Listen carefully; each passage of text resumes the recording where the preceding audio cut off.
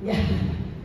Oke, sekarang kenapa kita belajar politik ini saya singkat. Kenapa Anda harus belajar politik? Karena politik itu penting, Anda harus melek politik. Karena belajar politik, Anda belajar tentang hak kewajiban Anda. Kenapa hak Anda apa? Kewajiban Anda untuk berbangsa dan bernegara. Ya, itu kita politik. Kemudian, untuk apa? Untuk Anda supaya tahu bagaimana strategi. Karena belajar politik di dalamnya kita belajar strategi. Next, saya singkatin aja. Ya, nanti bisa ini. Nah, next ini aja, nggak usah. Nah, ada 5 jurus untuk menjadi pemilih yang cerdas. 1, jurusnya adalah filter. Yang kedua adalah jurus Anda tentang nalar. Yang ketiga, jurus data. Yang keempat, jurus etika. Yang kelima adalah jurus aksi. Apa itu jurus filter? Anda pakai HP itu jangan mudah kemakan hoax. Ya, Bapak Fadli Culek, Bapak gini-gini. Cek datanya, recheck, itu yang penting. Ya. Yang kedua, jurus nalar. Kalau nanti kelak 2029 Anda pilih jangan karena gantengnya cantik, sayang, cakep, tapi lihat profilingnya, lihat apa kinerja yang sudah dibuat kalau dia incumbent, atau lihat program yang ditawarkan. Ya. Nah, kemudian jurus yang ketiga itu adalah jurus data. Jurus data ini adalah suara Anda itu sama dengan anggaran. Artinya di sini Anda harus melawan yang namanya transaksional. Apa sih transaksional? Coba nanti saya tulis, saya tak kasih 100.000. Itu namanya pemilih transaksional. Mau nggak gitu?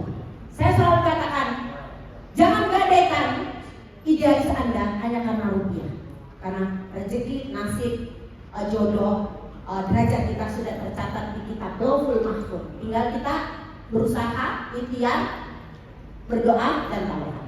Yang selanjutnya itu adalah filter tentang apa? Filter tentang etik. Etik itu adalah boleh beda pilihan, tapi lawan buzzer dan perpecahan. Yang selanjutnya terakhir itu adalah jurus apa anak-anakku sekalian? Jurus aksi. Jangan Anda cuma scroll, tapi langsung aksi. 2029 nanti datang ke TPS, lihat orangnya, lacak kredibilitas, lacak programnya, baru coblos orangnya. Karena ganteng, no. Karena cakep, enggak. Tapi karena programnya. Sepakat? Oke, next. Ini saya lompati, next.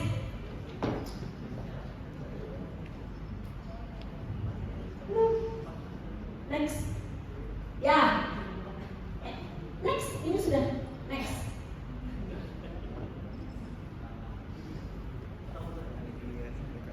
Udah? Tadi 5 filter, 5 jurus filter sudah. Intinya Anda sebagai pemilih muda yang cerdas, yang kritis di era digital, 1 harus punya akhlak dan ilmu. Nanti ini saya lompati saja ya. Berakhlak itu apa? Penting. Sekarang banyak orang pintar di Indonesia, tapi banyakkah yang berakhlak baik? Coba, banyakkah yang berakhlak baik? Mohon maaf, banyak guru, mohon maaf ya, kalau ada guru banyak melecehkan muridnya, banyak kok. Padahal punya ilmu nggak punya ilmunya, ya kan? Nah, ini pentingnya akhlak. Ya, kemudian berilmu penting. Nanti ada terakhir saya kasih rumus ya. Ya, ini next saja, next. Nah, ini yang saya katakan di era digital. Ada 7 penyakit yang harus Anda hindari ya, ganteng-ganteng dan cantik anak-anakku sekalian.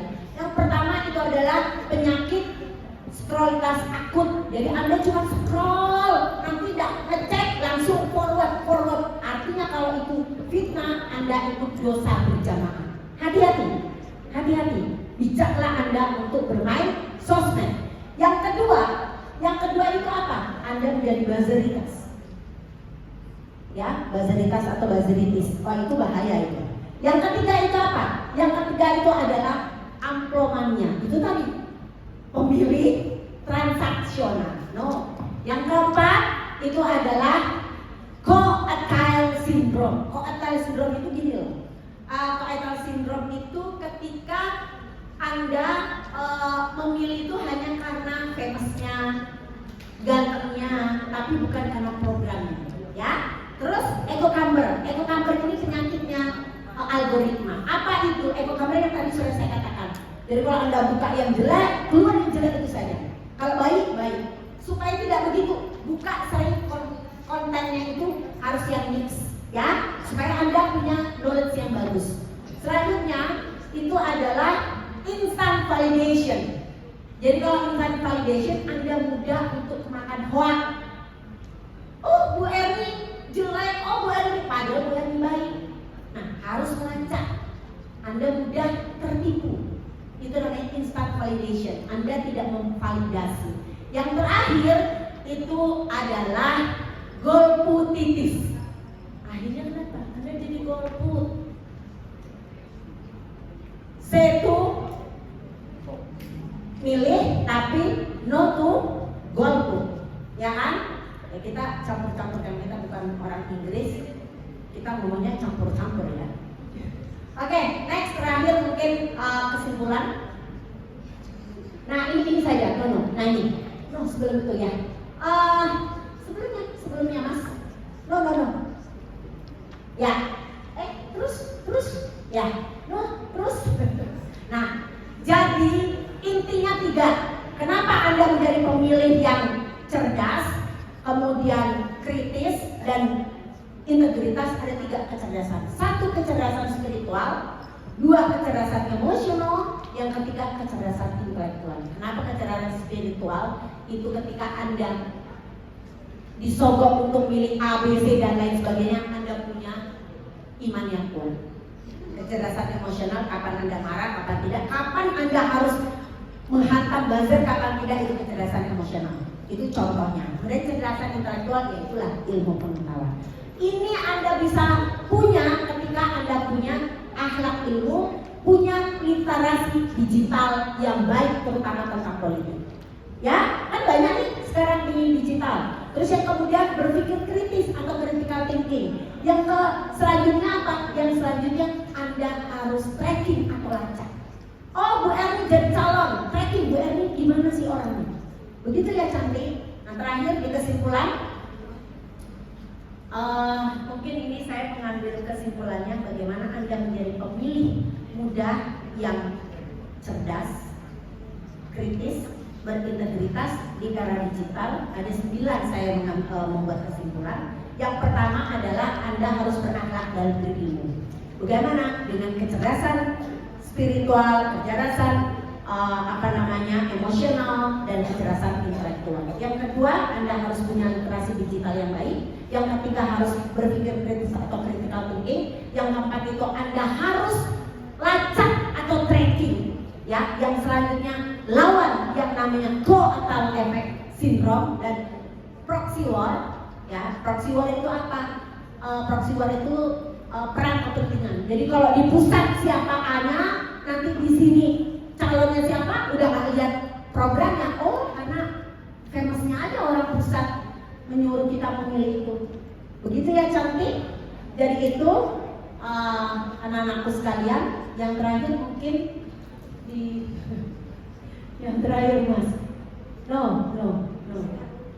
Yang terakhir adalah menjaga demokrasi dan persatuan. Yuk kita bilang sekali merdeka tetap merdeka, NKRI harga mati. Ya, 1, 2, 3. Sekali merdeka tetap merdeka, NKRI harga mati. Oke, terus pulang semuanya. Ada sosmed saya? Iya, ada sosmednya Nay. Ya, silakan. Kalau mau nanti boleh di-tag ke saya kalau ya. Yang biasanya kalau saya tag juga ke Facebook kalau saya upload ini. Boleh kontak person dulu. Siapa tahu mereka ada nomor handphonenya. Oh, boleh. Kalau boleh. handphonenya. Karena kalau ada kelebihan datangnya dari Allah Subhanahu wa taala, kalau ada kekurangan dan kelemahan hanyalah seorang Elviani yang Ghafar. Terima kasih. Wallahu muwaffiq ila aqwamit thariq. Wassalamualaikum warahmatullahi wabarakatuh. Waalaikumsalam warahmatullahi wabarakatuh. Sekali lagi beri tepuk tangan yang meriah dari Bu Elvi. Sebenarnya harusnya paling enggak acaranya 2 hari. Entah Bu, karena banyak sekali ilmu yang kami dapat. Saya terus terang saja banyak dapat hal-hal yang baru dari penjelasan beliau. Apalagi dari 5 jurus tadi. Ternyata bukan hanya pencaksilat beliau punya, tapi beliau sudah membuat jurus-jurus untuk pemilih muda. Jadi supaya bisa cerdas dan tidak salah pilih. Kalau boleh saya ulangi tadi, ada 5 jurus. Pertama jurus filter.